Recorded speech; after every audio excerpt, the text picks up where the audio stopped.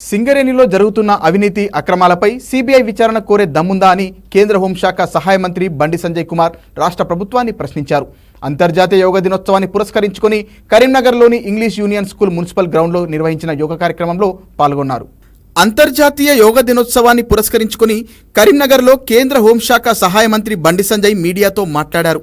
సింగరేణిపై CBI విచారణ జరిపితే గత ప్రభుత్వ నిర్వాకాలతో పాటు సింగరేణి దుస్థితికి కారకులెవరో తేలిపోతుందని అన్నారు.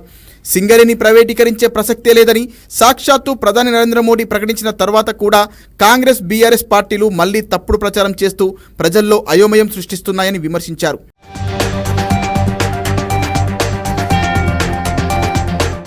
రాష్ట్ర ప్రభుత్వ ఆమోదం లేకుండా కేంద్ర ప్రభుత్వం సింగరేణిని ప్రైవేటీకరణ చేయడం అసాధ్యమని అన్నారు. ప్రజలను అయోమయం చేసే కుట్ర చేస్తున్నారని తెలిపారు.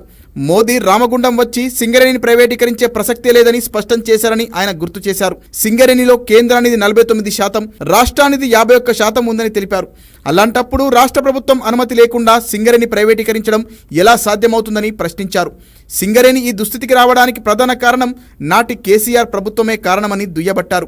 కాంగ్రెస్ కు చిత్తశుద్ధి ఉంటే, కార్మికుల పట్ల ప్రేమే ఉంటే గతంలో కేసీఆర్ చేసిన అవినీతి అక్రమాలపై సిబిఐ విచారణ కోరే దమ్ము మీకుందా అని ప్రశ్నించారు.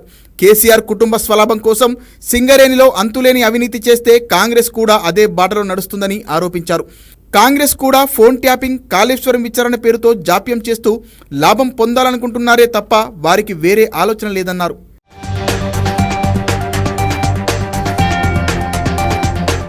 అంతర్జాతీయ యోగా దినోత్సవ శుభాకాంక్షలు అందరికీ తెలిపారు కేంద్ర సహాయ మంత్రి బండి సంజయ్.